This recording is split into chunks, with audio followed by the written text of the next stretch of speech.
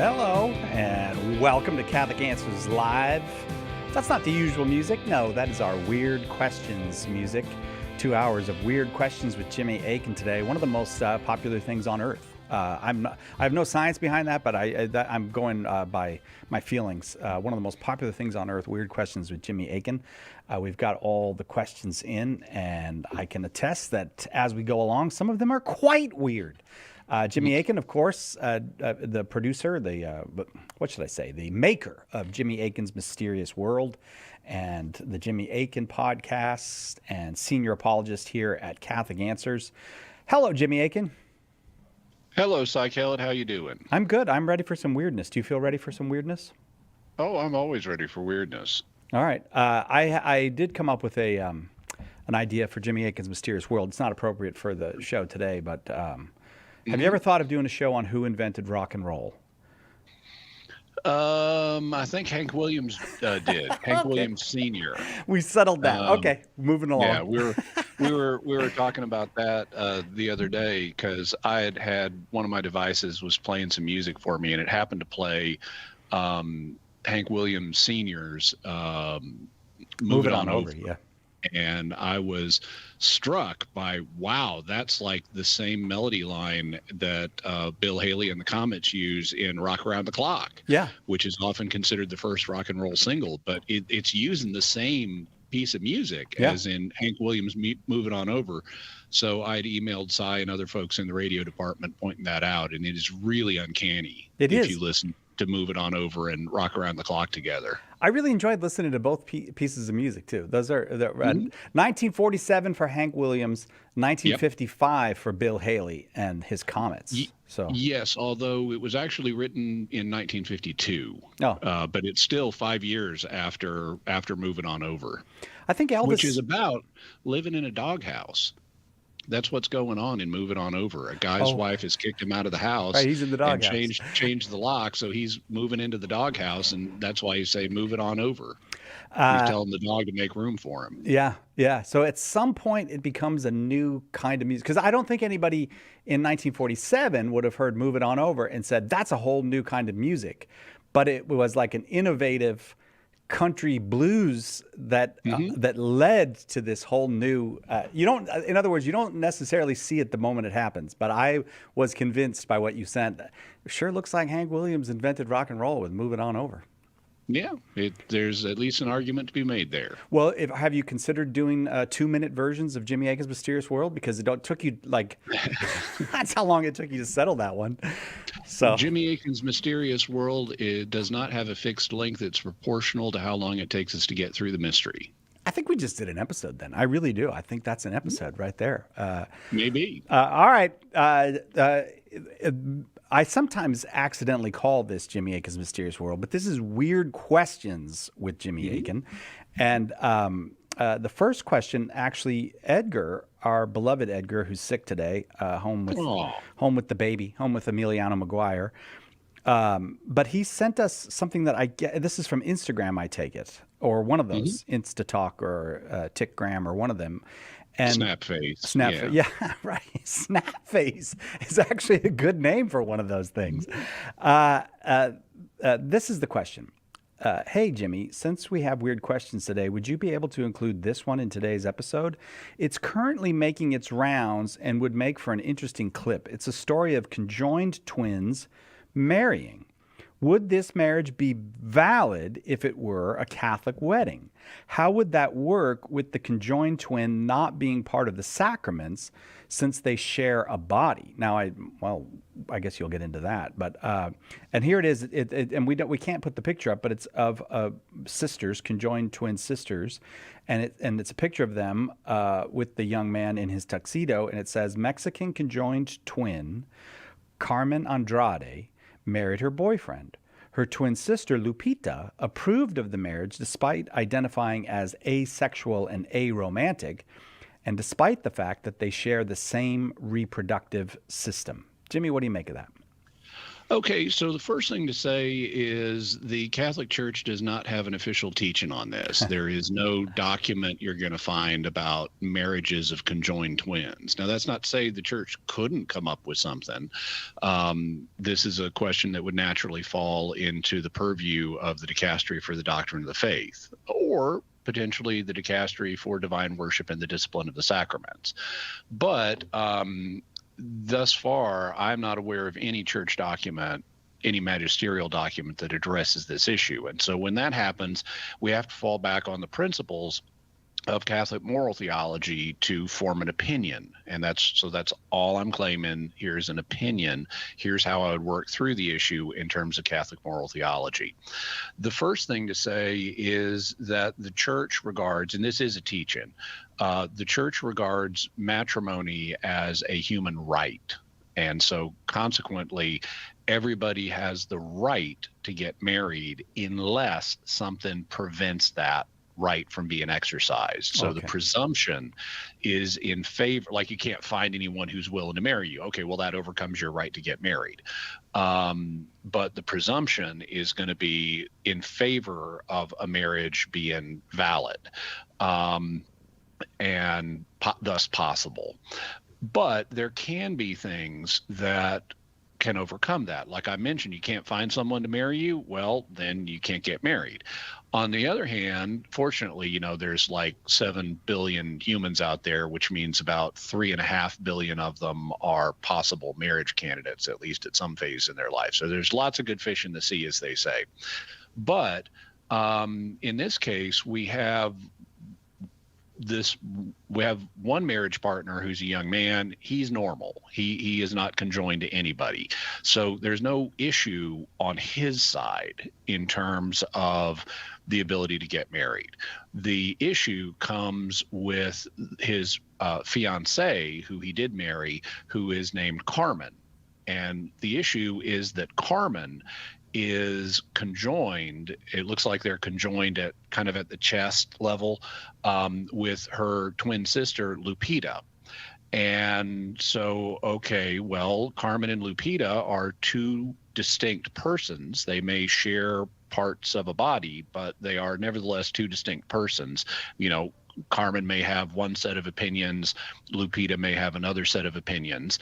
And Carmen then wants to marry this gentleman. And so she's able to exchange matrimonial consent with him, and he's able to exchange matrimonial consent with her.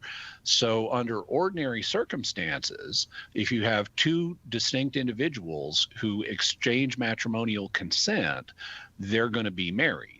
So it'll be a valid marriage. It may be natural or supernatural, depending on whether the parties are baptized, but it'll be a natural marriage. The question is there anything that could block the marriage from coming into existence?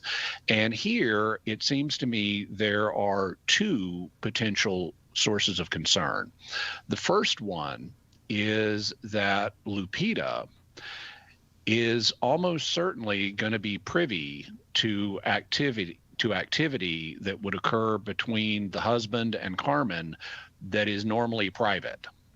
And there are ways you could try to shield or block from some of that, but I doubt they'd be 100% effective.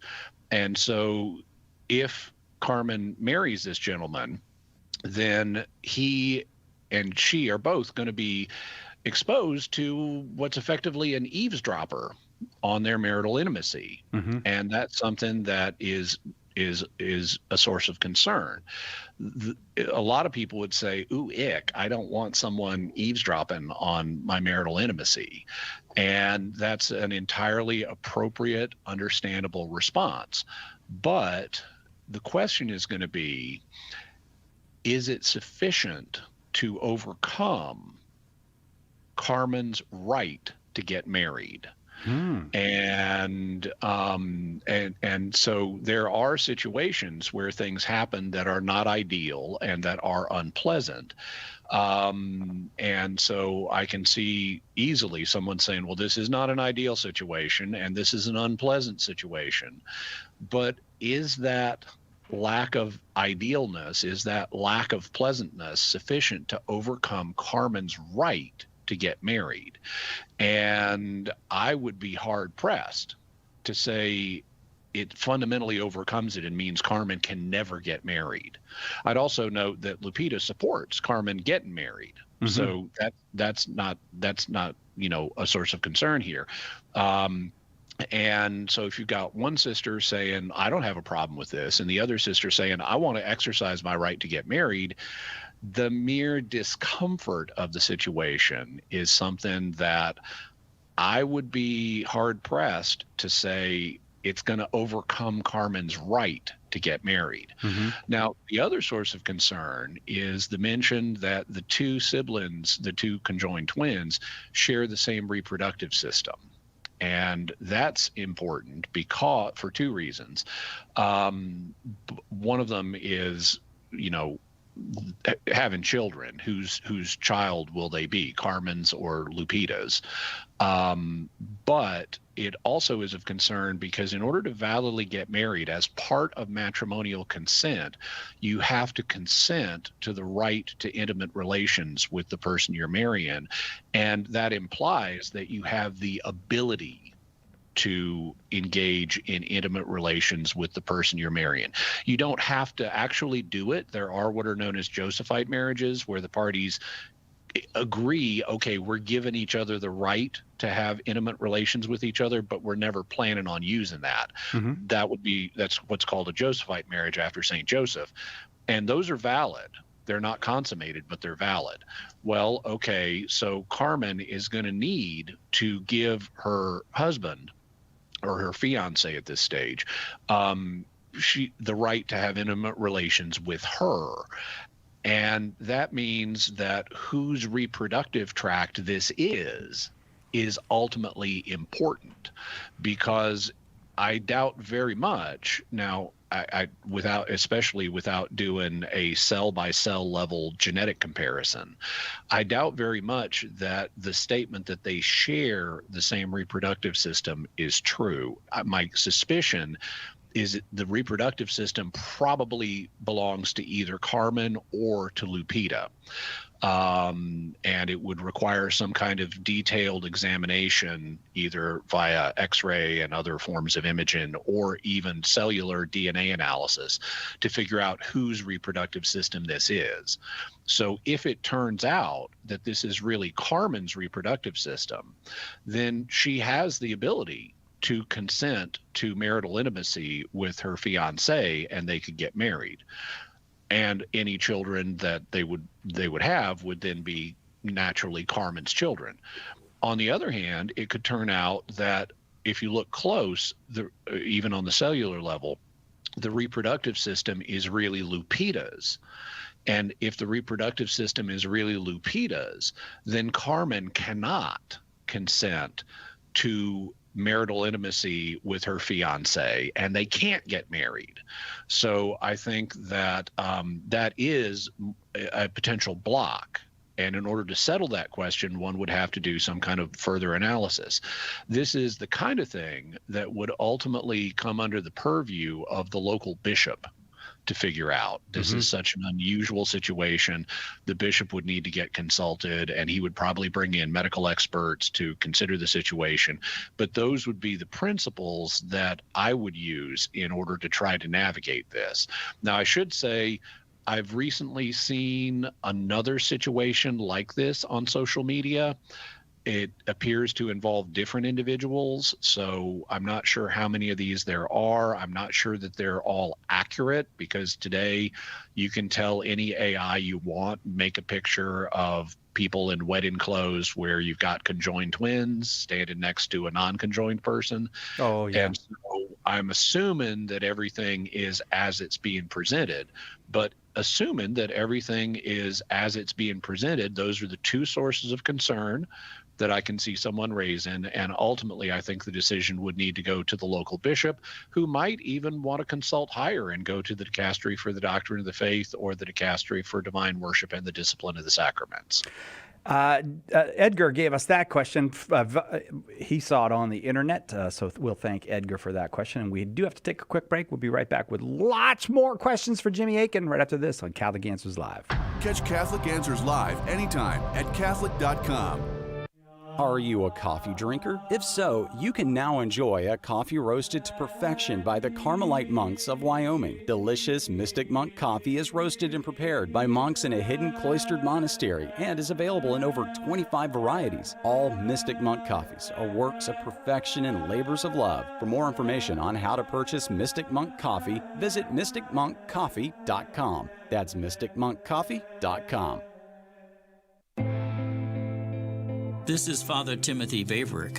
We need to go to confession because we're sinners. Confession is the sacrament of penance. Whenever we sin, we ought immediately acknowledge that sin and ask pardon of the Lord. But we should also form the intention, especially if we've committed mortal sin, to come to the Lord in the sacrament to receive His grace, because we're always in need of growing deeper in His love.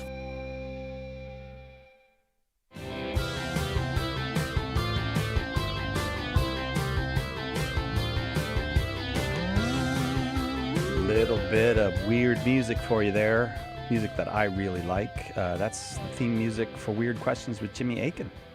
And we've got a whole bunch of them for Jimmy. And you know what? Sometimes people think of things I never would have thought of, and I love it when they do. And this one comes from Tim, and it's a great one. When and where did the terms up north and down south originate? For example, did the southern tribes refer to the northern tribes as up north and vice versa? I assume regarding ancient Israel.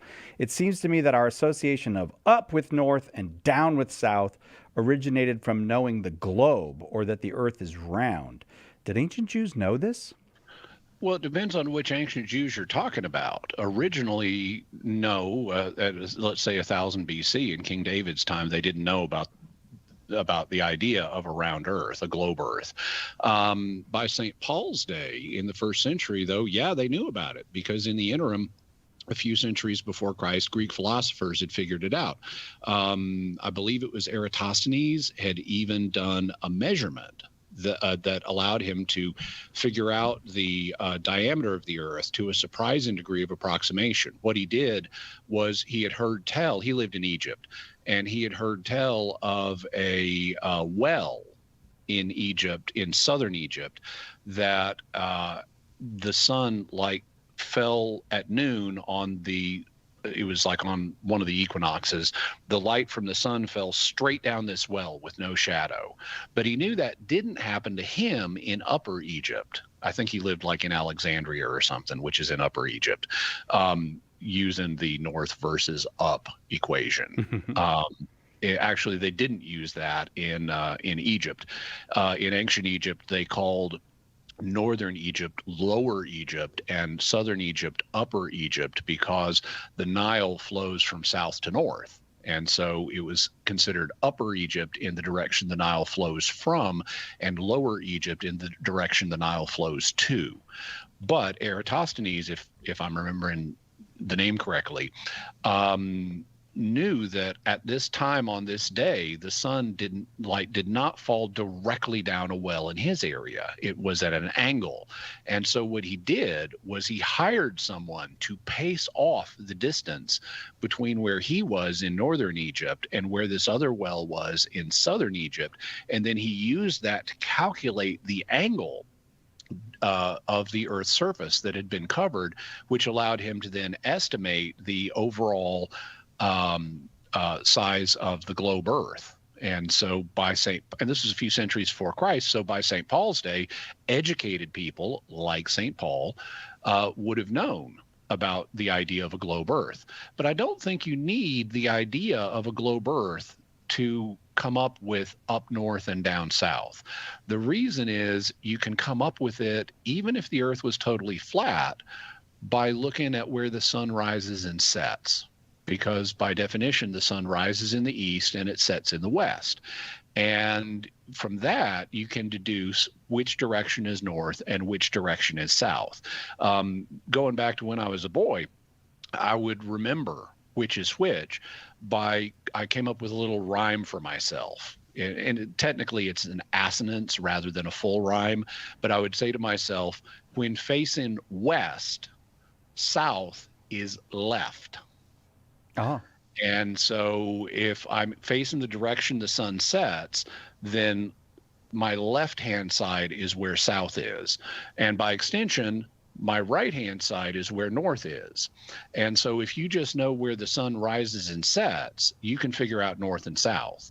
For example, in Egypt, everybody knew that they knew like we do, the sun rises in the east and sets in the west. And the West had special significance in ancient Egypt. People lived on the east side of the River Nile, and they buried their dead on the west side of the River Nile. So if you go to Cairo today, the bulk of the city is on the eastern side of the Nile, and the pyramids where they buried the pharaohs are on the western side of the Nile. And it's really weird. I've had this happen to me. You're like driving down the street in Cairo, and you're going down a freeway, and it seems like an ordinary freeway, more or less. And then all of a sudden, oh, there are the Great Pyramids. You don't expect them to see them from the freeway. Right. But they're there, and the West came to symbolize death. And so, because that's where the dead were buried. And so the Egyptians will refer to dead people as Westerners.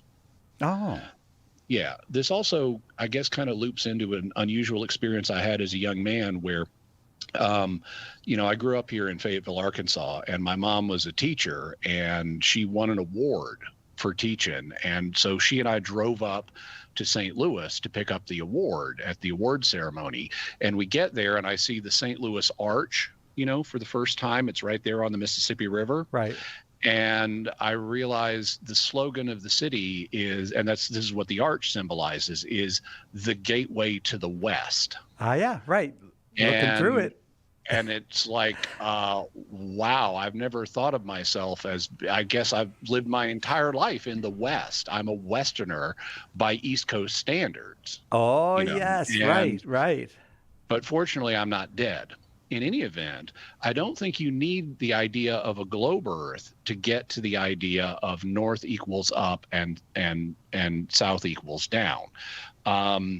Because you could have a completely flat conception of the Earth and still know about north and south just based on where the sun rises and sets. However, there's another way to go about answering the question of when did this association come up? But when did the phrases up north and down south come about? And the easy way to check that today is with Google Ngrams. Google Ngrams is a tool that Google has that will let you track the frequency of words over time based on their appearances in literature. So you can see like, oh, this term got real popular in this decade, and then it dropped off, and then it got more popular again. You can track that over time. So I went to Google Ngrams and looked up the phrases up north and down south, and they originate in the 1830s. Oh. And so I looked all the way back to the 1500s, and there's like nothing before the 1830s, and that's when they started. And as far as I could tell, they seem to start here in America. But they definitely date from the 1830s. And I think that that's because by this point in time, maps had a standard orientation where we were using north for up and for the top part of the map and south for the bottom part of the map. It doesn't have to be that way. You could pick any direction you want as the top. You could make south the top. You could make east the top. You could make west the top. But in European American culture, we picked north for being the top of the map. And so that led to the development of up north and down south in the English-speaking world in the 1830s. So just in time for the war between the states. Having said that, they did not have this usage in ancient Israel, which is what Tim was asking about. Yeah. Instead, they used up in a different sense than we do, kind of like they used it in Egypt. but different. Instead of tracking a river, they looked at the mountains. And Israel is a very mountainous place. In its geography, it's a lot like Southern California. But if you are in Israel, you have some mountains, but they're primarily in the south. And that's where the national capital, Jerusalem, was, which had been the capital ever since David's time.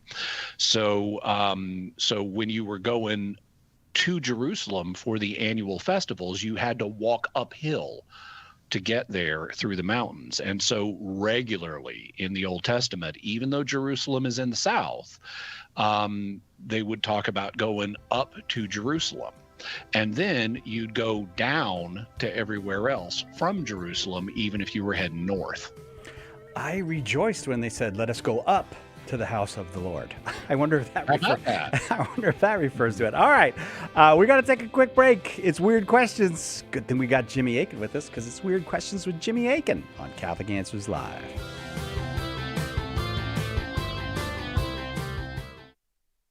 We hope that one of the things that we communicate here at Catholic Answers Live is that our Catholic faith allows us to be fully serious about all the problems we encounter in the church and in the world, but it also lets us have light hearts and maybe even mix in a bit of fun. And that is exactly what our good friend Joe Heschmeyer does in his popular podcast, Shameless Popery.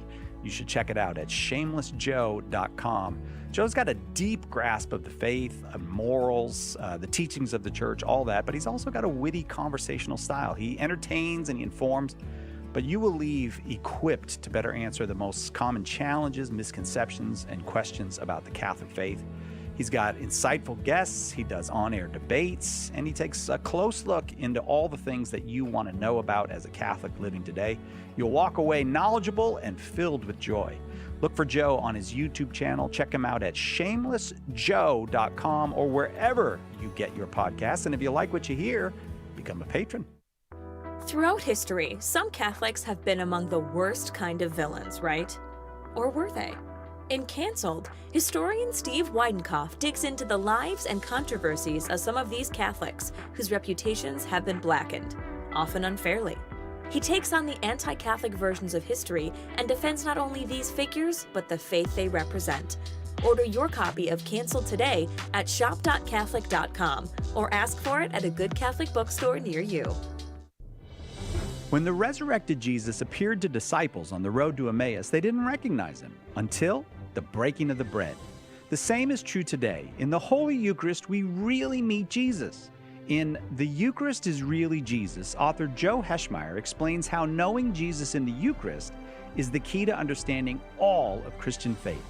Order your copy of The Eucharist is Really Jesus today at shop.catholic.com or get it at a good Catholic bookstore. I'm Deacon Harold Burke-Sivers. Join me for Beacon of Truth today at 4 p.m. Eastern. On the next Beacon of Truth, talking to Anastasia Northrup about Catholic singles and soulful Psalm 55. Now, back to Catholic Answers Live.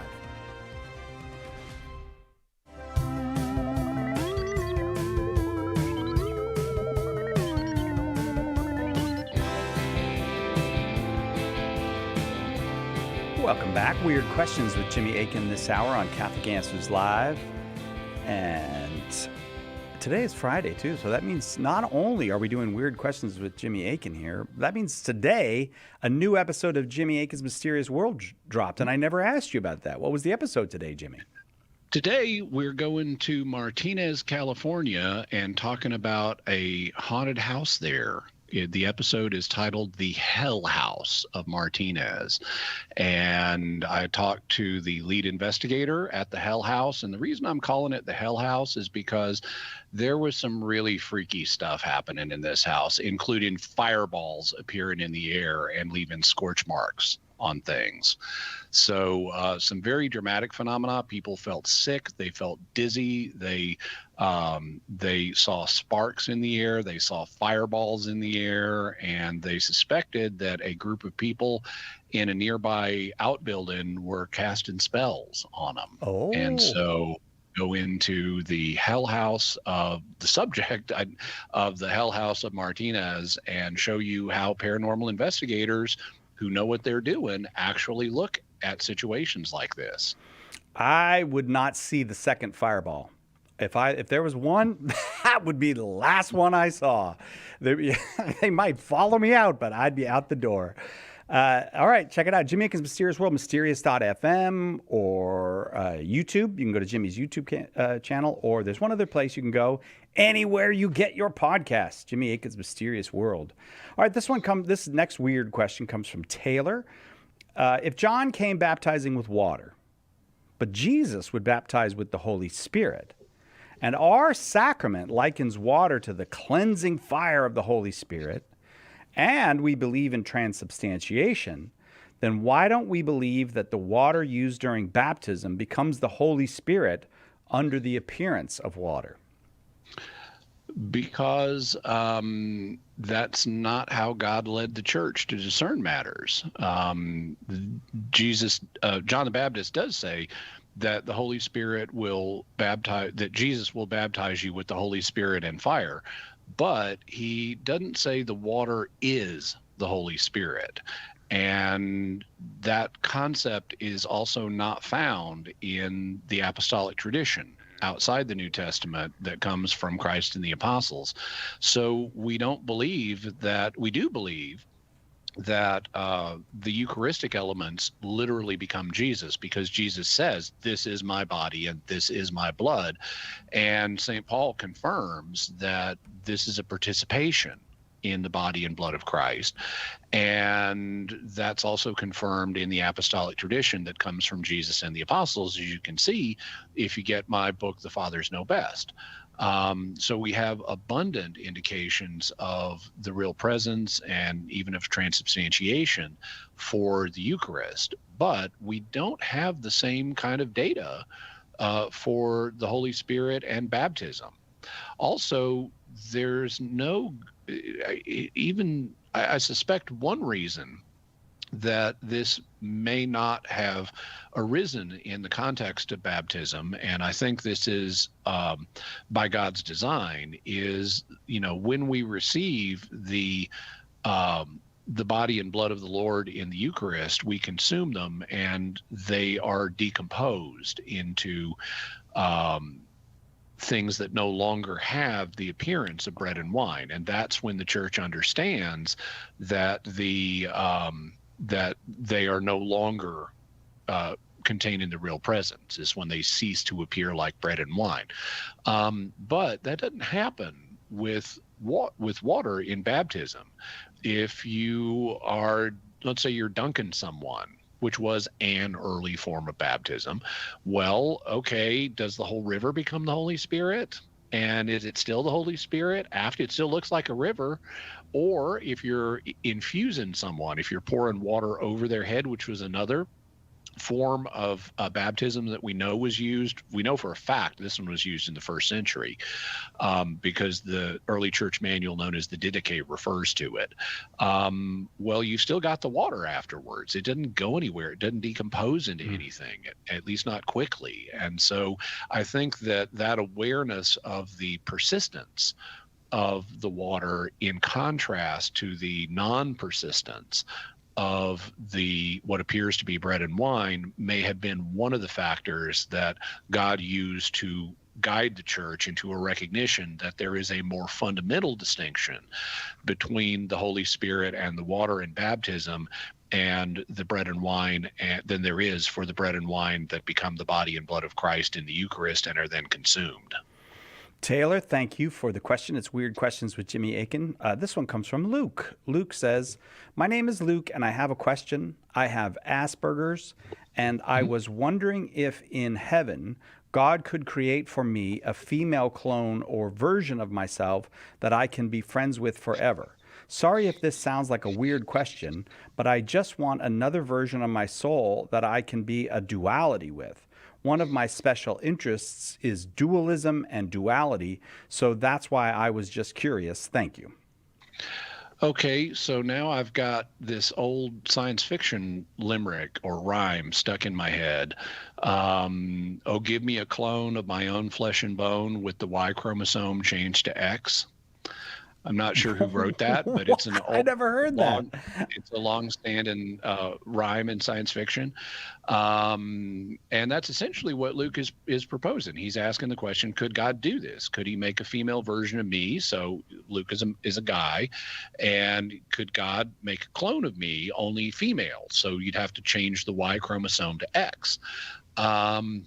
Well, as I frequently point out, especially on Weird Question shows, any question that begins, could God do X?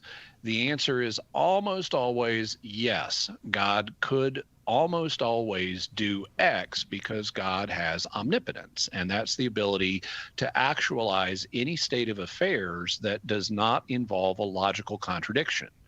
So the idea of there being a female version of Luke, I could call the female version Lukette, or Luca, but Luca is also a man's name, so I'll call the female version Lukette. Could God make a clone of Luke that has a double X chromosome instead of an XY chromosome pair? Yeah, sure, God could do that.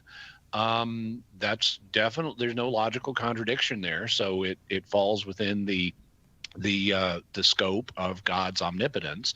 He can even go beyond the genetic similarity and, give Lukette all of the memories and backgrounds and Asperger's and everything else that makes Luke distinct as an individual. So God could totally do this. That's not the question. To my mind, the deeper question is God likely to do this? And we don't have any good evidence that God will be creating new versions of us in heaven. In fact, we have pretty good evidence against that, because Jesus says that we're going to be like the angels in heaven. They're immortal. They don't need to reproduce to keep their species going. And Jesus says that's our destiny too. So I don't think that if and we know it's God's will for new humans to come into the world via sexual reproduction. That's how He designed humans to be. Mm-hmm. So I would say the evidence we have would suggest that God's not going to be creating new humans in the afterlife. Instead, He's just going to be making us, he's going to be confirming us in our immortality. So I don't think it's likely that God would do this. And that leads to another question, which I would pose, although Luke hasn't asked it, which is, are you going to need a female version of yourself in order to be happy? And I think the answer there is no. For one reason, there's an enormous amount of human diversity out there. And even if someone's not an identical copy of Luke, I suspect Luke can find people, given the 100 billion people that are estimated to have lived, that Luke would really resonate with, that would be he'd be friends with. And I especially think that's the case because we're all going to be perfect in heaven. And so I think there are hundreds of billions or I should say tens of billions of people so far that Luke could be friends with in heaven, and they would be great buddies. And, I don't know, will or will not people still have Asperger's in heaven? They may not. If they do, then it'll just be some of their traits, but they won't be annoying. They won't burden either Luke or other people the way Asperger's can sometimes be a challenge in this life. Similarly, other people may or may not have their individual quirks, but they won't be a burden, and either to the person themselves or to those around them, because all of us are going to be perfected in love. We are all going to be perfectly loving beings. We're going to recognize each other as other creatures of God who God loves and who God died for.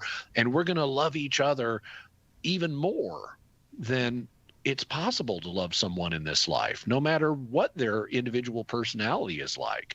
So if some people have Asperger's and some people have the opposite of Asperger's, we're all going to love each other anyway, and we're all going to be happy, and we're not going to need to have someone who's an identical copy of us in order to be happy, will already rejoice in how God has made us, and will rejoice in how God has made all his other creatures, and we'll all be able to get along and have a wonderful time together for all eternity.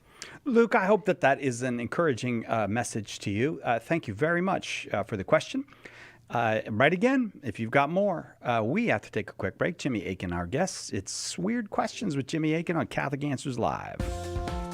This is Archbishop Paul Coakley of the Archdiocese of Oklahoma City, and you're listening to Catholic Answers Live.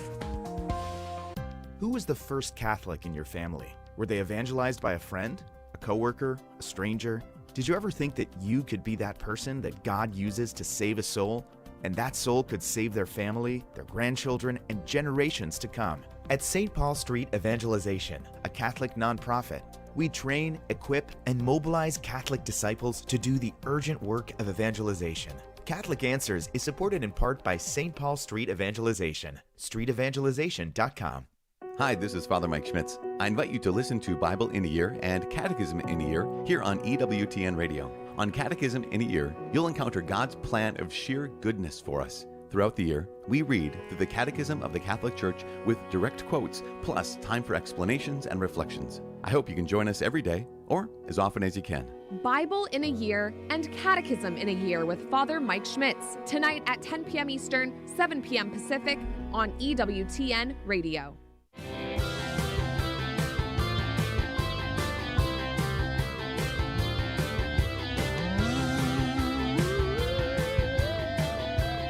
Welcome back to Catholic Answers Live. Jimmy Akin is our guest, and it's all weird questions today with Jimmy Akin. This week we had a kind of like a special offer because cabins. Ooh, tell us about it, Cy Kelly. Why, thank you, Jimmy Akin.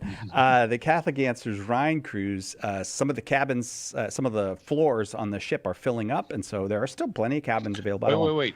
The floors on the ship are filling up? Has anyone started bailing? Not with water, with okay. reservations. There, it's much lighter than water. But they keep water in reservations, like dams and stuff. True. Reservoirs. Yes, these are a different kind of reservation. The ship is fine. We're safe, Jimmy. Everything. Plus, good. I don't think that's the important thing. I don't think the Rhine River's that deep. I think your ship could sink and you'd probably be fine. I think the problem with the Rhine is too little water, not too much these days. But if you sign up for the cruise, which is May 2nd to whatever's 12 days later, May 14th, we're cruising from Amsterdam to Basel, and we're going to visit all the magnificent Catholic sites and all the beautiful sites along the Rhine. If you'd like to come, go to CatholicCruise.com and check it out. And for anybody who signs up this week, free baseball cap, Catholic Answers baseball cap, a free Catholic Answers t-shirt, a free Catholic Answers polo shirt. You get to pick one, but I wouldn't pick any of those. I'd pick the bucket hat. There's also a bucket hat. Check out the cruise. We'd love it if you'd come with us. CatholicCruise.com is the place to go. All right, You know what other river doesn't have that as much water as you'd think? No. What river? The Jordan River. Oh, like I have heard that. Yeah. If you ever go over, so like there's that old, folk song, Michael Row the Boat Ashore, right? Yeah. And one of the lines in it is, the Jordan River is chilly and wide, and I got a home on the other side. Yeah. And then you go over to Israel and you actually see the Jordan River, and it's like whoever wrote that song has never been to Israel. Because you look, when I first saw the Jordan River, it's like, okay, in Arkansas, this is what we call a creek. Right. Yes. This is not a river by Arkansas standards. It is not the White River. It is not the Mississippi River. This is a creek. Yeah. Most of it is just very narrow and not that deep. So it's not. It may be chilly, but it's not wide. Well, is it because they're using the water? Like, did they? Do you see? No, it's always been that way. Okay. Because now it can flood. That's a phenomenon that is known in the area around Israel and surrounding places. In fact, they have these creek beds that are in the local language, they call them wadis. Mm-hmm. And wadis, most of the time it's dry. It's just got stones in it and stuff. But then at certain points in the rainy season, you'll have flash floods in the wadis. And if you get caught in a flash flood unaware, you can get swept off, you can hit your head on the right. It's very dangerous. And so there's actually, and this gets picked up in the Old Testament, where there is a verse that says, like, and they have trouble translating this into English because wadi is not an English word, but if you translate it literally, it's like, you have betrayed me like a wadi. Oh, yeah, that makes sense. Yeah. Right? Yeah.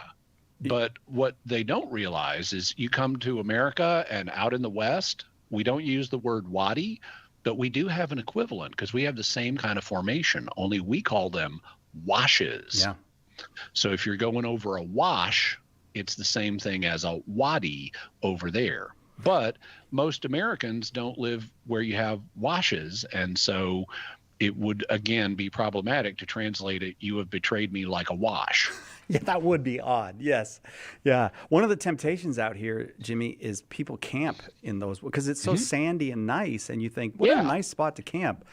Don't camp in them. It's flat. Yeah, it's flat. Yeah, don't camp in them. All right, let's get a question from Scotland now, where I think they got plenty of water in Scotland. Earthquakes. Oh, Graham from Scotland wanted to know this. I'd say it with a Scottish accent, but my Scottish accent sounds like Jamaican. I don't know why. I'm not. So Graham wanted to know this. Earthquakes are a destructive and devastating curse.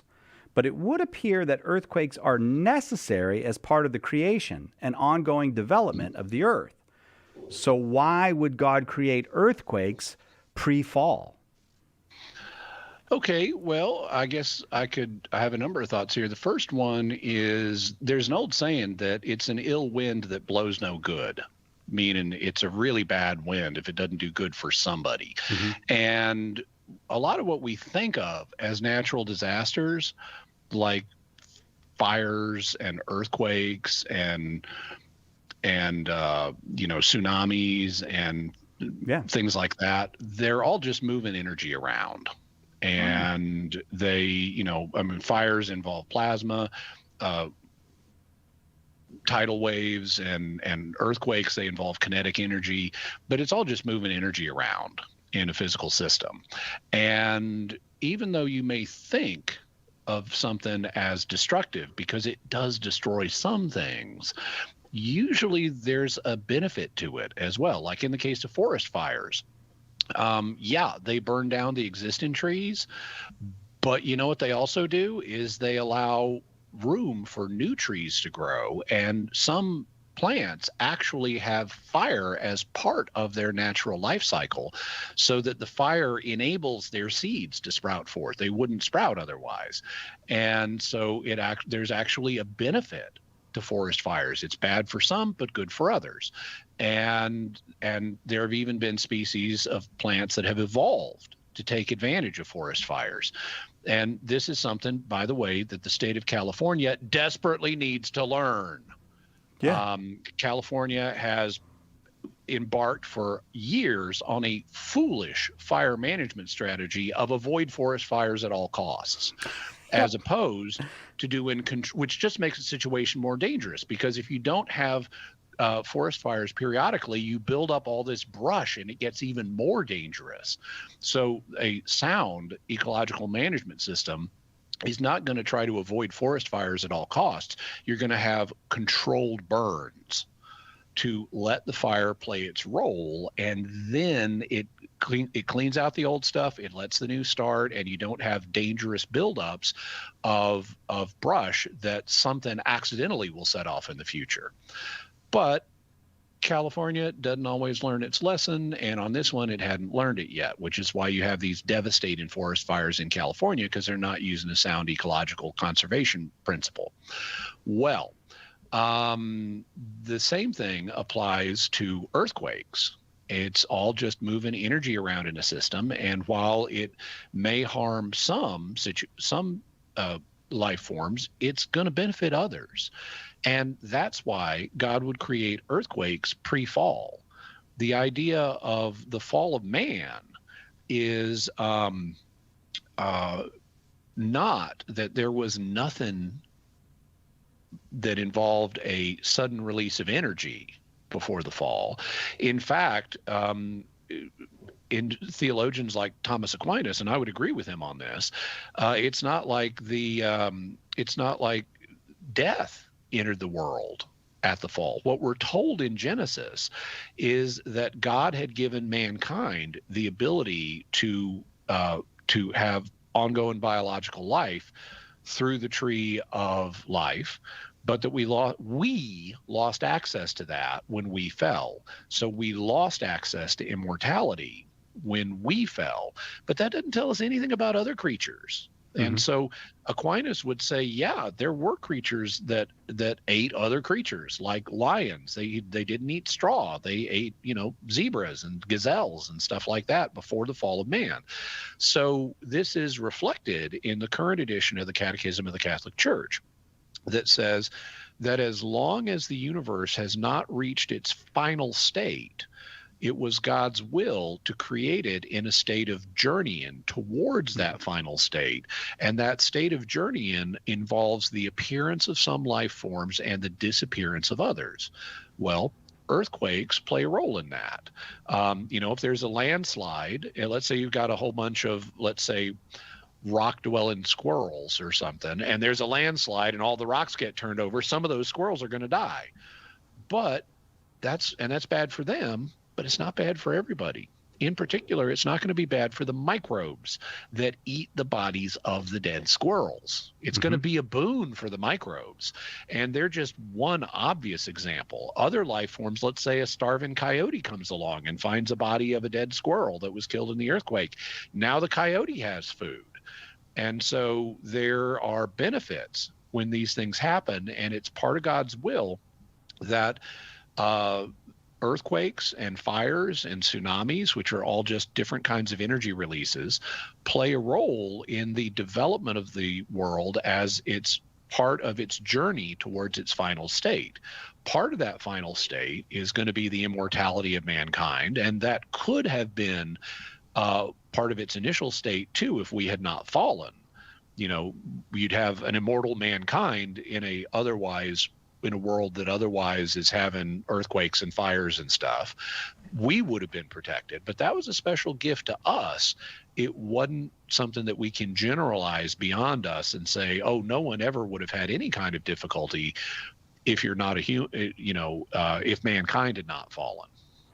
All right, I think I got time to ask you another one, Jimmy. I'm going to skip down to Juliano's question. I think you have time to answer that. What would have happened to future conclaves and the bishopric of Rome and the papacy if the Pope never returned from Avignon? Okay, so this is referring to a period in history known as the Avignon papacy that occurred, like in the 1400s.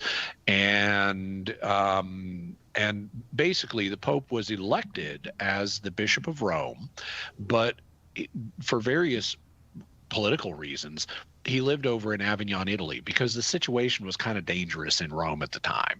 And for several decades, the popes lived in Avignon, France, rather than in Rome. And eventually they were convinced to come back and resume living in Rome. So Juliano is saying, suppose that never happened, what would the result be?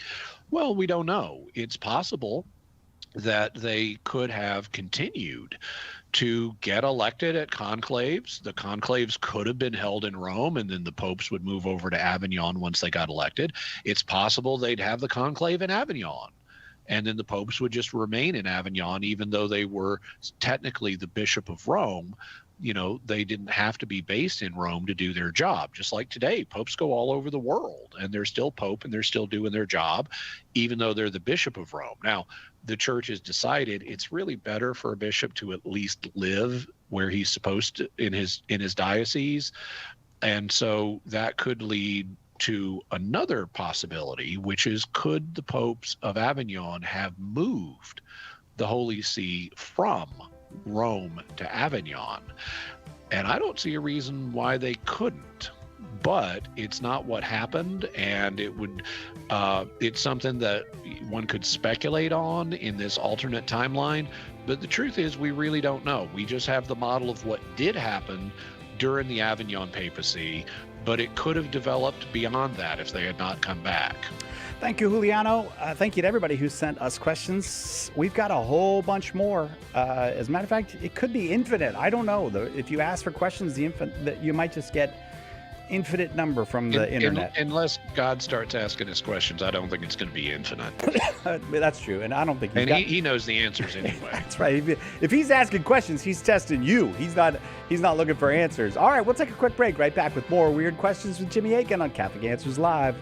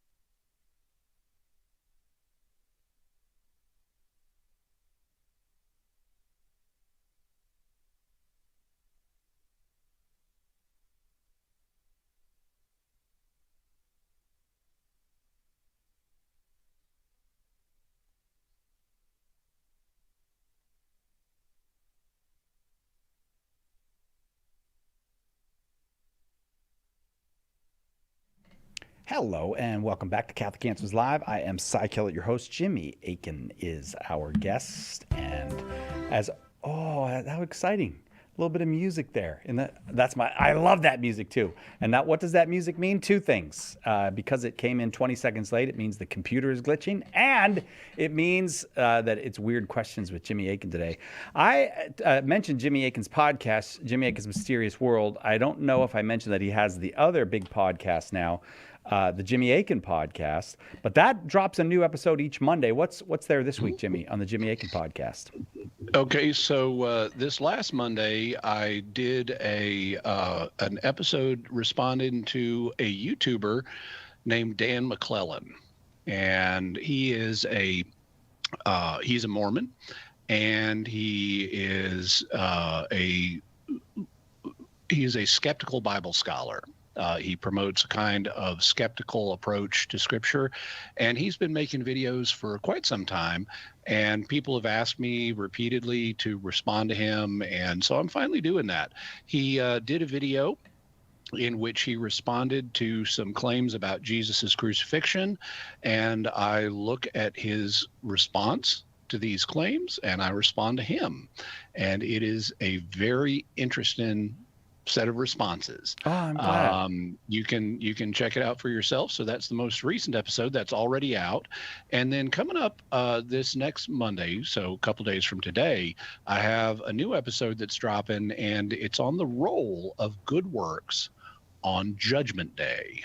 And This is something that some Christians are very uncomfortable talking about, but when you study what Scripture has to say, it actually gets really clear. Matthew 25, right? Judgment Day there? I talk about Matthew 25 among other passages. I am frightened by Matthew 25. Sometimes I'm frightened by it. I'm like, whoa, man, when's the last time I visited a prisoner? All right, cool. That's very cool. And also, you can get the Jimmy Akin podcast wherever you get your podcast. Check it out on Jimmy's YouTube page, a page growing by leaps and bounds in popularity, and find a whole bunch of stuff by Jimmy Akin over there on the Jimmy Akin page on YouTube. Let's see. Okay, we got a question from Jenna. It's Weird Questions at Jimmy Akin. Those are submitted via email, and mostly email. And this one comes from Jenna. Assuming both species are fallen and in need of baptism, as well as willing, how would one go about baptizing a trill and his implanted symbiote? Would the symbiote have to be surgically removed so as to have direct contact with the baptismal water, or would the symbiotic relationship allow the grace of baptism to be shared somehow? Deep Space Nine reference. Yes, I was going to say, for those who may not be familiar, this is a reference to the Star Trek franchise, and the trill are a species that exists of humanoids that exist in the Star Trek universe, and many, not all of them, are conjoined with a symbiont that is implanted in their stomach, or to put it the way one character does in Deep Space Nine, she's got a worm in her belly. Well, okay, it's not exactly a worm, but the most famous trill in Star Trek is a woman named Jadzia, and she has been conjoined to a trill named Dax. And so Dax is a symbiont. He has a very long life. He's been around for 300 years. He's had multiple different hosts. And so when one of his hosts, like Jadzia, passes on, he's moved to a new host. So Jadzia's predecessor was Curzon Dax. Then she inherited the Dax symbiote and became known as Jadzia Dax. And then when, due to confusion in contract negotiations, Jadzia Dax dies. The Dax symbiont is inherited by a woman named Ezri, who becomes known as Ezri Dax. So that's the pattern we have going on with conjoined trills. Now, in terms of baptism, the church has not answered this question, but really, believe it or not, I don't know if Pope Leo is that big a Deep Space Nine fan. Yeah, okay. I mean, he may be a fan, but you'd have to be like some kind of super fan to want to devote a magisterial document to this. Right. But if we apply standard principles to this, we can make progress on at least a likely answer to the question. And the likely answer is going to be that because you have to baptize an individual physically for that individual to be sacramentally baptized, the grace of baptism is not going to be shared fully unless you're able to baptize both the trill and the symbiont. Now, in the case of the trill, baptizing them is easy, because if you've got Jadzia and you baptize, she wants to be baptized, you baptize Jadzia, easy, done, you're through. The problem is baptizing Dax, who's inside Jadzia. Jenna asks, like, would you need to remove the implanted symbiont in order to baptize it? Well, that actually that's established in Deep Space Nine as being very, very dangerous. Once a symbiont has been implanted in a host, and it doesn't happen immediately, but it happens very quickly, that they become so joined together that removing the symbiont is going to be very dangerous, both for the symbiont and for the host. So it's like you can lose them both. If you take Dax out of Jadzia, both Dax and Jadzia may die. Now, you could do that in some situations, and baptize the Dax situation if it baptize the Dax symbiont if it's like an emergency, but you don't want to do that. You want to find some other solution. And I can think of two. The first is you can get the holy water inside Jadzia's body to the Dax symbiont and baptize it while it's still inside of Jadzia, in vivo, to use the scientific term. And the way you would do that, now it still needs to remain water. You can't just mix it into her digestive system and let her blood carry it there. You can't mix it into her blood, because it's not going to be water when it reaches the symbiont. It needs to be water. And so the way you get the holy water in would be to use something like, you could do it a number of ways, but one way to do it would be to use a needle. Kind of like in amniocentesis, where they, stick a needle into a woman's womb and then draw out some of the amniotic fluid to run medical tests. Well, you can do the reverse of that. You can stick a needle in so that it comes just up to the outer surface of the symbiont, and then inject holy water and using the baptismal formula. I baptize you in the name of the Father and of the Son and of the Holy Spirit. So that's one way to do it. You also could potentially make an incision, like a laparoscopic incision or something, and baptize through that incision. So those are surgical ways that you could baptize the symbiont, even though it's still inside of the host. The other way that's the first way. The second way, or the other way, that you could baptize the symbiont safely is wait until its next transferal to a new host. So after Jadzia has been killed by the Pa-Wraith possessed Gul Dukat, they're transporting the Dax symbiont on a ship where it ends up being implanted in Ezri to become Ezri Dax.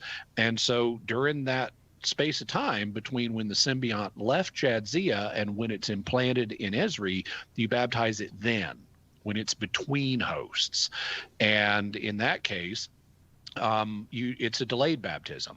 The symbiont presumably wanted to be baptized earlier than that, and gave consent to be baptized earlier than that, and had catechesis earlier than that. And you just have to wait a while before it's practical to baptize the symbiont. And that's true in a lot of cases with humans as well. They may have to wait a little while in order to get baptized. And this would be the same thing, just with a symbiont. Now, what about in the interim? What about what's the state of the Dax symbiont before you're able to do the baptism? Well, it's not sacramentally baptized, but that doesn't mean that it doesn't have baptism of desire, which has always been the church's solution for, like, catechumens. who are not yet baptized. Well, they want to be baptized. They intend to be baptized. And so they share in the grace of baptism via their desire for the sacrament. And so in this case, the Dax symbiont would have baptism of desire. And if, God forbid, it ended up dying before it could be baptized, then it would still have this, it would still have the state of grace and could still go to heaven, and go to that, big tidal pool in the sky with all the other symbionts. Big tidal pool in the sky. I hope he makes it. We got to take a break. We'll be right back with more weird questions for Jimmy Akin on Catholic Answers Live. Miss a show? Make sure to catch up by downloading the podcast, available online at Catholic.com. Underwriting for Catholic Answers Live is provided by Real Estate for Life. Real Estate for Life connects homebuyers and sellers to real estate agents while supporting pro-life organizations. On the web at realestateforlife.org. Underwriting for Catholic Answers Live is provided by Magnificat. Published monthly, Magnificat features texts of daily Mass, prayers, articles, meditations, art commentaries, and more, in step with the liturgical rhythm of the Church, on the web at magnificat.com. EWTN Podcast Central is your home for Is This for Kids? It's your go-to spot for navigating the wild world of parenting in the digital age. Everything from movies to money matters, online content to tricky topics like consent, to help you decide whether to shelter your kids and when to shepherd them through the chaos. You can hear this and other faith-filled podcasts at EWTN Podcast Central. Visit EWTN.com/radio and click on Podcast Central today.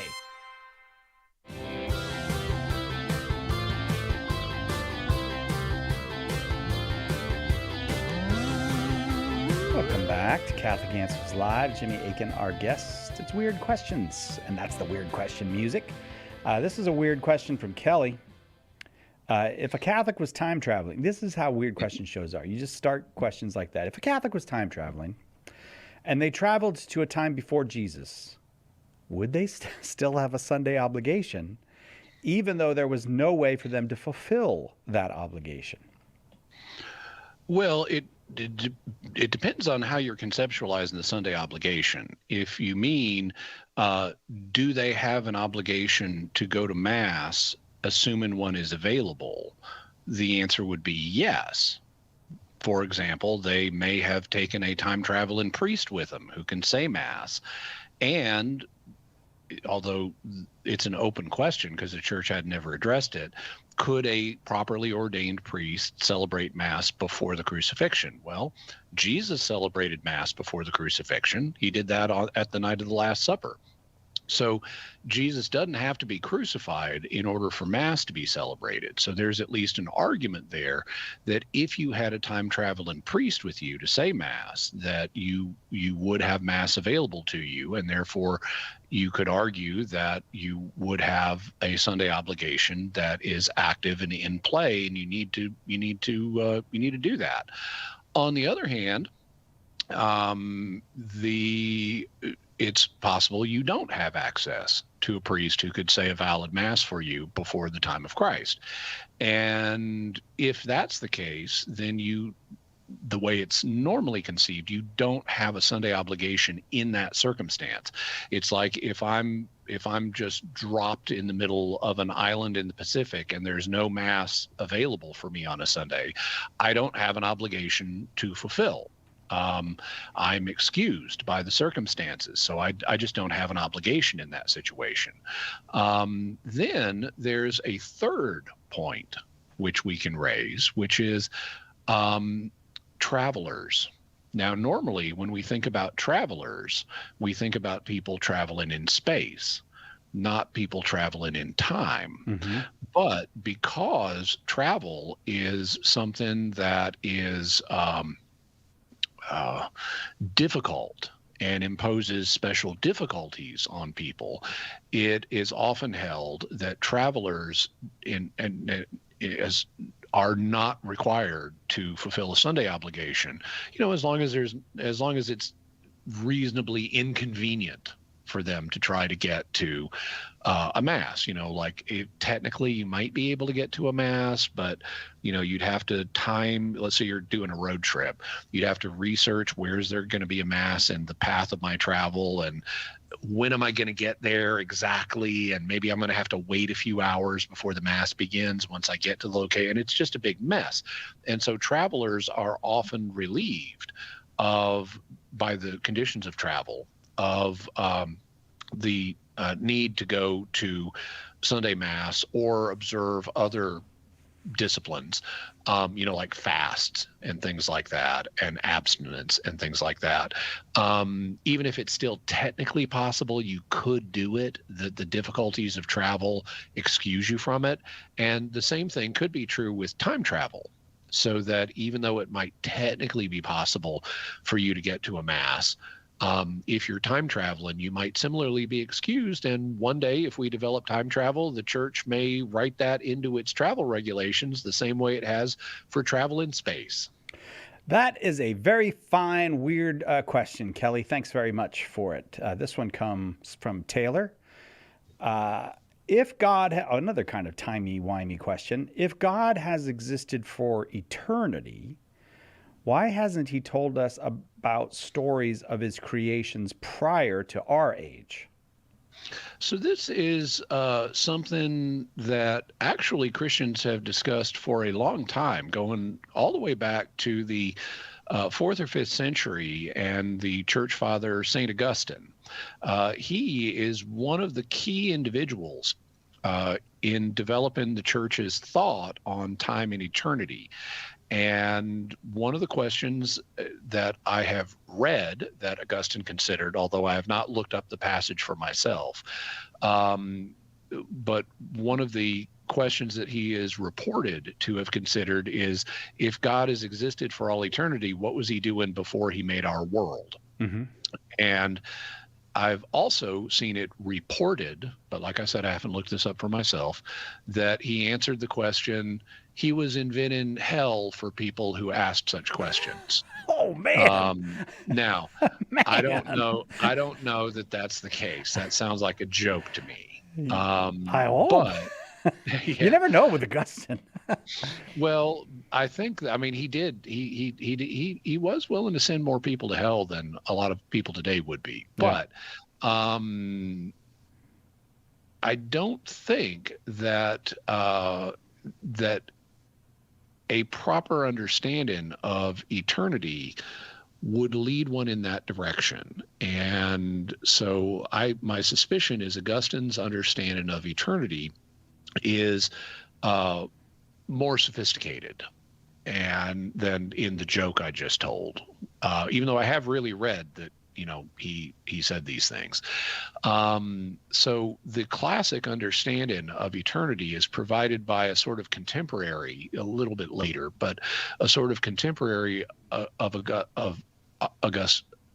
Augustine named Boethius, who was a Christian philosopher. And he got in trouble, he got put on trial, he got executed. And while he was waiting to be executed, he wrote a book called The Consolation of Philosophy. And in The Consolation of Philosophy, he gives the classic definition of what eternity is and how it relates to time. And according to Boethius's definition, and this is what he gave us, the definition that the church later uses, is that eternity is the complete and simultaneous possession of everlasting life. So it's complete, so you have all of everlasting life, but it's also simultaneous. So it happens all at once. It's not like there's one moment followed by another moment followed by another moment. That's what time is. And eternity is something different than that. In eternity, you have infinite life all at once with no sequentiality in it. And so I think for a modern audience, it's easiest to explain eternity as it's being outside of time. Time does not pass for you. You don't go from one moment to another. And so that's the way the church understands God's eternity to work. It's not that when you say, if God has existed for all eternity, what you're thinking is God has existed for an infinite number of past moments that come one after another as we get closer to the present. So you're imagining an infinite stretch of past time. And if that's what you're imagining, then it would make sense to say, well, okay, we know our world had a beginning in time. So there may have been, what was God doing before he made our world? And it would make sense if God did exist for an infinite stretch of past time to say, well, what was he doing before he made our world? That was the question that was put to St. Augustine. And based on how Taylor is envisioning it, Taylor is supposing that, well, God must have had other creations before ours. So why hasn't he told us about them? And to answer that question, I would have sort of two fundamental responses. The first one is, I don't know. But assuming God did have prior creations before ours, well, he's not obliged to tell us about everything he's done. You know, there's lots of stuff God has done we don't know about. Here on earth, there's lots of stuff God has done in history that we don't know about, including lots of history before mankind even arose. Similarly, here in this universe, there's lots of stuff in the history of the universe we don't know about, but God was there for it. And so, I mean, he was outside of time, but the past is just as real to him as the present. So God was, just like God is present to us, God was present to all these prior moments in cosmic history. And he hadn't told us about them in his revelation. What he's told us in his revelation is what's relevant to us in this life. And so if God did have previous creations, I would conclude they're not relevant to what we need to know in this life about how to navigate life and relate to God and get to heaven and stuff like that. We may learn all about such previous creations in the next life, but it's not relevant to us right now. So that would be my first response. My second response, actually, I'm going to make three responses. My second response is, if these, I guess I'll do this one for a second. If the standard understanding of God's eternity, what the church teaches, is correct, then it doesn't imply a previous existence of an infinite stretch of time, because God is outside of time. That's what eternity means. And so it's not like there was an infinite stretch of time before our universe. Time came into existence at the same moment our universe came into existence. And so there's no previous stretch of time for God to put other creations in. So we shouldn't imagine there being previous creations prior to the moment of time. That's my second response. My third response is based on that, which is, even if God created a universe, now our universe has a history that's about 13.8 billion years old so far. Well, God could create another universe that has a history that is 26 billion years old instead of 13.8. But this would be a separate universe with its own history. And even though it has a longer history than ours, we can't say he made this other universe before ours, because that would imply this other universe is on the same timeline as ours. And if it's truly a separate creation, it's going to have its own timeline that doesn't map onto ours. So I would say that, A, God hadn't told us about everything, just what we need to know for now. B, we shouldn't imagine an infinite stretch of history in the past. And C, even if God has other creations that have longer histories than ours, those other creations are not going to map onto ours. And therefore, we shouldn't think of them as previous creations, even if their histories are longer than ours. Wow. That is a lot. Yeah, eternity. It's not easy there, Taylor. Thanks very much for the question. Jimmy Akin, our guest. I'm not sure if my brain is functioning now. I think it might have cracked. It might have the time in eternity. Like it's that Jeremy computer. Bearimy, right? It's Jeremy Bearimy. I don't know that reference. Oh, you don't know the Jeremy Bearimy reference? Oh, that comes from the TV show. What's it called? The Good Place. Oh. Yeah. Oh, well, I know The Good Place. It's just been a while since I've seen it. Yeah. I can't believe it. That might be the first time I've ever done a reference that Jimmy didn't get. I don't get his references all the time. Maybe my brain is broken. Maybe that's something I made up. I don't know. We got to take a quick break. I will try to reset my internal computer. And we've got a whole bunch more questions coming for Jimmy Akin. We do live in time and space. And so a couple minutes, and then we'll be right back to get some more answers from Jimmy Akin on Catholic Answers Live.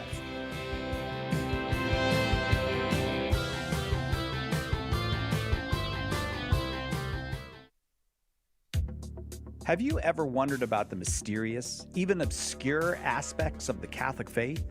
Dive into the Jimmy Akin podcast, where Jimmy brings together information from many fields as he pushes the boundaries of apologetics. Tune in today to the Jimmy Akin podcast, Mysteries of the Faith, a highly entertaining, informative, and at times humorous show that will help you grow in your faith. Visit JimmyAkinPodcast.com today to subscribe. Lots of people have big questions about Catholicism. It needs a big book of answers, and now it's got one. The Big Book of Catholic Answers is filled with helpful replies to more than 250 questions about the faith. Questions about God, salvation history, the Creed, the Bible, the list goes on and on. Order your copy of the Big Book of Catholic Answers today at shop.catholic.com or ask for it at a good Catholic bookstore near you. We hope that one of the things that we communicate here at Catholic Answers Live is that our Catholic faith allows us to be fully serious about all the problems we encounter in the church and in the world, but it also lets us have light hearts and maybe even mix in a bit of fun, and that is exactly what our good friend Joe Heschmeyer does in his popular podcast, Shameless Popery. You should check it out at shamelessjoe.com. Joe's got a deep grasp of the faith, morals, the teachings of the church, all that, but he's also got a witty conversational style. He entertains and he informs, but you will leave equipped to better answer the most common challenges, misconceptions, and questions about the Catholic faith. He's got insightful guests, he does on-air debates, and he takes a close look into all the things that you want to know about as a Catholic living today. You'll walk away knowledgeable and filled with joy. Look for Joe on his YouTube channel. Check him out at shamelessjoe.com or wherever you get your podcasts. And if you like what you hear, become a patron. I'm Deacon Harold Burke-Sivers. Join me for Beacon of Truth today at 4 p.m. Eastern. On the next Beacon of Truth, talking to Anastasia Northrup about Catholic singles and soulful Psalm 55. Now, back to Catholic Answers Live.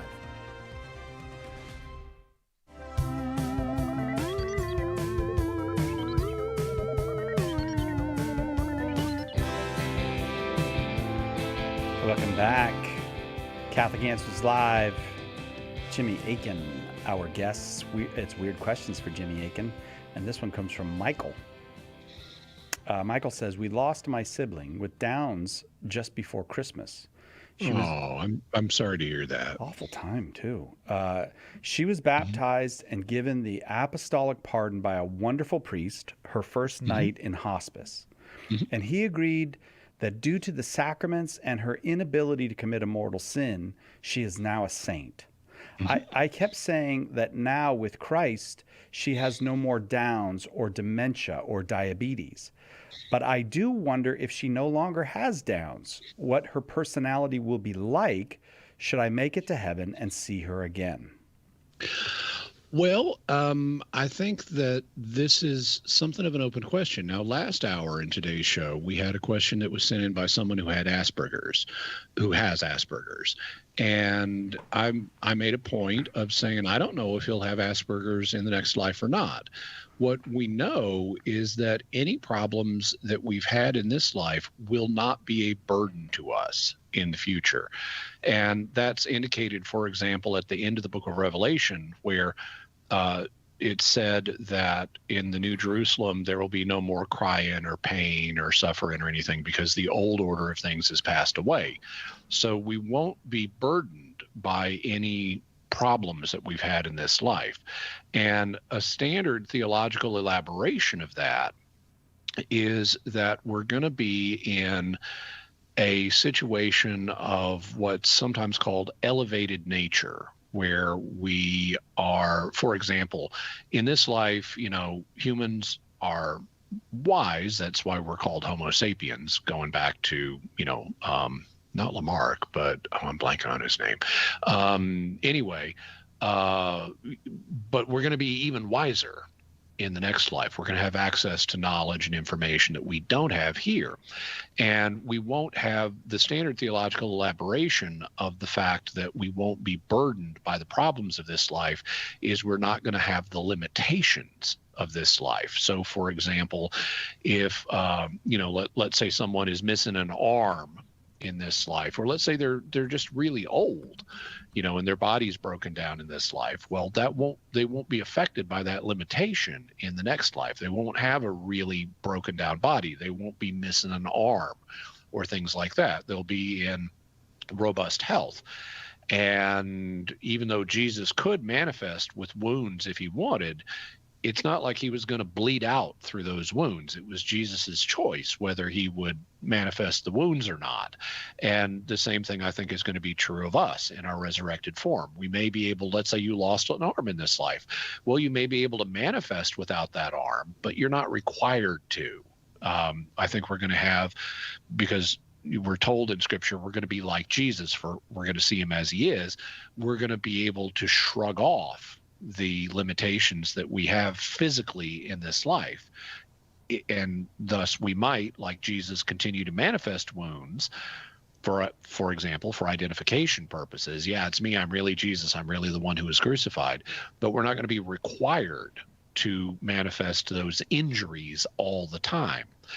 So if that's the case with our bodies, then we can infer something similar is going to apply to our minds. So people who have mental handicaps should not have mental handicaps in the future, in the next life, in the resurrection. And in fact, we have some good evidence for that. Not only do we have indications in divine revelation that we're going to, know all mysteries. This is something St. Paul goes into, for example, in 1 Corinthians 13, that we're going to know all mysteries and see God face to face and fully know, even as we have been fully known by God. So we have reason from Scripture to expect a significant intellectual boost. We also have evidence from near-death experiences where various people, this is a common aspect of near-death experiences, people will come back after their hearts have been restarted and they'll say, I knew everything on the other side of the veil. All I had to do was think of a question and I would instantly know everything about the answer. But then they're not able to bring that knowledge back into this life with them. And so between Scripture and near-death experiences, we have evidence for this mental upgrade. So that raises questions for, well, how are things like Asperger's and Down syndrome going to relate to the next life? One possibility is that they will simply vanish, that God may remove Asperger's or Down syndrome from us. Another possibility is that and the person will have an upgraded mind that doesn't include any of those things.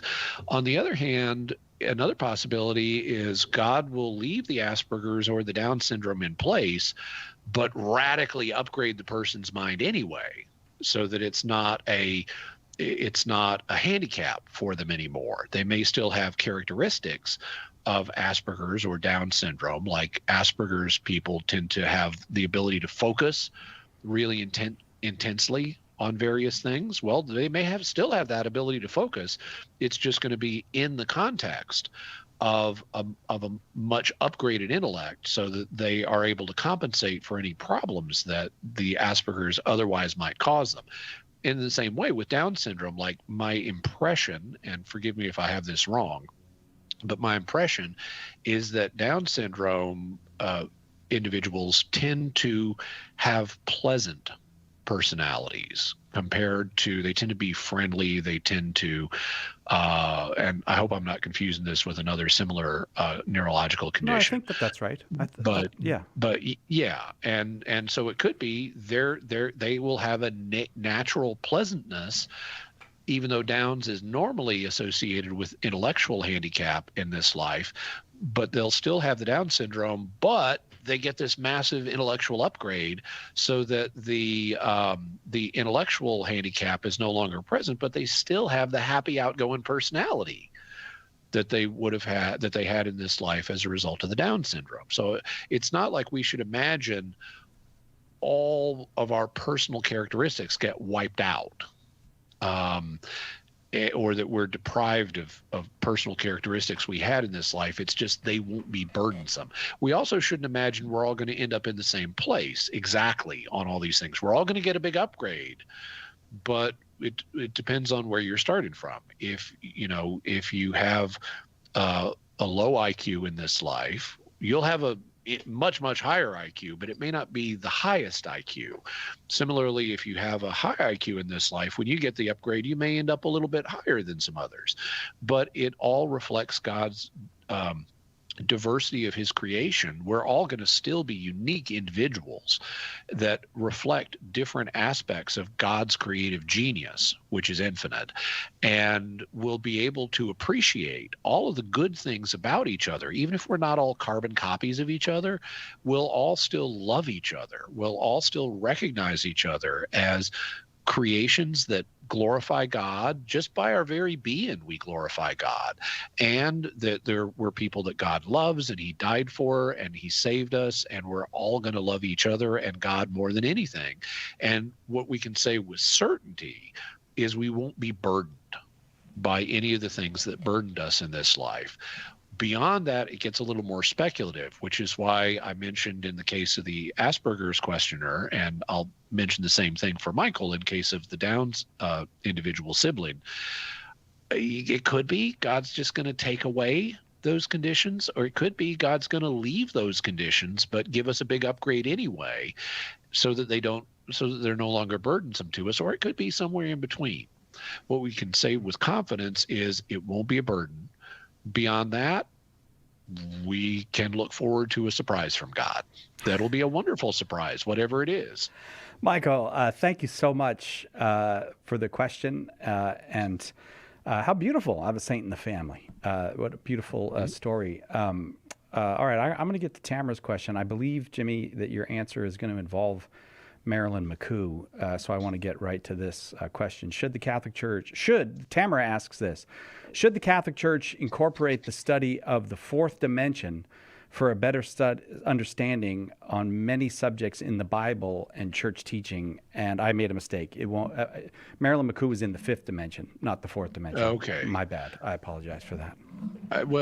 That's okay. I'll just, go up and away in my beautiful balloon and answer the question anyway. Okay. Very good. So I think that there are dimensions to the subject of the fourth dimension that it can be helpful for Catholics to know about, and I encounter those in my work as a Catholic apologist. Earlier I was talking about the difference between time and eternity, for example, and the same thing is true about time is often understood as a fourth dimension, but there are also fourth spatial dimensions that have been proposed and that we even understand the mathematics of. For example, if you have a point, all of this is explored, for example, in a book by Edwin Abbott called Flatland, which is a little more than a century old. But if you have a point, you can then expand the point into a line that has a length of S for the side, S to the first power. If you then take that line and expand it along a second dimension, you have a square, and its dimension, the space contained in that square is going to be S squared. And then if you take that square and you pull it into a third dimension to make a cube, the space in that cube, the volume in that cube is going to be S to the third power. So you can see how that progression goes. If it's a line, it's S to the first power. If it's a square, a two-dimensional shape, it's S to the second power. If it's a cube, a three-dimensional shape, it's S to the third power. And so you can easily work out, well, what if I had a hypercube, a four-dimensional cube? Its volume would be S to the fourth power. And that would be its hypervolume. And you can continue it from there. You know, a 10-dimensional cube would be S to the 10th power. Now, we can figure out the mathematics of these different dimensions, and in an entertaining way, that's what Edwin Abbott does in his book, Flatland. He explores some of the possibilities of what you could do with multiple different dimensional worlds. And in particular, he thinks about the religious implications of multiple dimensions. So, for example, he envisions a two-dimensional world called Flatland, where everyone is a flat shape. They're all two-dimensional shapes. And one day, a visitor comes to Flatland from the third dimension, and the visitor is a sphere. And because the sphere has an extra dimension, it can do things that seem miraculous to the inhabitants of Flatland. Like if the sphere lowers itself through the plane of Flatland, it starts looking like an individual point, and then it grows into a circle, and the circle gets bigger and bigger and bigger until the equator of the sphere passes through, and then it starts shrinking again until it's just a point, and then it vanishes. That looks like something being made out of nothing. You know, and so that's really miraculous looking. Similarly, the sphere is able to pick up like two-dimensional images and two-dimensional figures like a square that lives in Flatland and move it from one place to another. And that looks like teleportation. Okay, the sphere then commissions a square to preach, in Abbott's terms, the gospel of the third dimension. And the square becomes the apostle of the gospel of the third dimension. So the idea of using a fourth dimension to explain religious concepts is clearly in Abbott's mind. And he tells this entertaining story about it. So I think that there are ways that you could use the fourth dimension to explain it, to provide, I should say it this way, possible explanations of things we read about in Scripture, like that lifting someone out of the second dimension and putting them down elsewhere. Okay, that's how Jesus could get out of the tomb when it's still sealed with the rock. If he left our third dimension, moved onto the other side of the rock, and then dropped back down into the third dimension, that's how he could get out of a locked room, or how he gets into the locked room where the disciples are. Something I've thought of is if you have bread that has a slight thickness in the fourth dimension and you cut it along its fourth dimensional axis, you could multiply loaves. You could multiply fish too, the same way, if they have four-dimensional thickness. So I can imagine these ways to explain how miracles could be done, to show that they don't involve logical contradictions. But there's a flip side to that. The flip side is, I don't know that this is how God's doing them. What I can say with confidence is that if I can think of a way to do this miracle, God knows at least that way, and probably a bunch more too. But I don't know all the ways God knows to do the miracle. And so I think that there is a limited role for talking about the fourth and other higher dimensions as ways of helping people understand how miracles could happen. But I think we make a mistake if we just say, therefore, that's how God's doing it. And I have seen people who have tried to take concepts from science and mathematics and say, God must have done this miracle this way. It's like, no.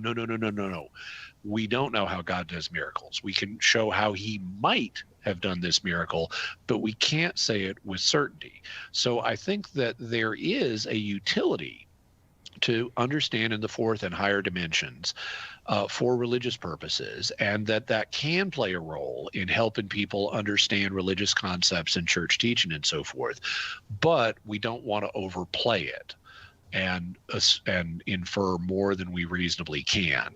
And because this role is limited, I don't think I would say that the Catholic Church should, as a general matter, incorporate the study of the fourth dimension for a better understanding of religious things, because that would imply to many people that it is the explanation when we don't know that. I think it's better for not to make this a matter of general catechesis, but I think it's better for select individuals who have a specialization in a field like apologetics to have an understanding and appreciation of higher dimensional concepts so that they can bring it to bear on their field of study. But I don't think it's something that the church should direct everybody's attention to. I think that there's enough richness to the faith that that we want to be hesitant in mandating everybody ought to learn about this, and save that for just the basics and most important elements of our faith. Tamara, thank you for the question and for the opportunity to make a joke about a band that broke up like 50 years ago. Jimmy Akin is our guest. Ask Me Anything on Catholic Answers Live continues right after this. There's only one Catholic Answers Live. The Catechism defines evangelization as the proclamation of Christ and his gospel by word and the testimony of life. But what does that look like in real life? It looks like St. Paul street evangelists out in the public square sharing the good news. We're a Catholic nonprofit that starts conversations by handing out free sacramentals. Then we employ our method of listen, befriend, proclaim, and invite. Catholic Answers is supported in part by St. Paul Street Evangelization. Visit streetevangelization.com to learn more. Save the date. Saturday, August 30th is the day, and Tysons, Virginia is the place for the 2025 EWTN Family Celebration. Mark your calendars and register now to attend this free event. Just go to our Family Celebration webpage at EWTN.com/Family Celebration. We'll see you there.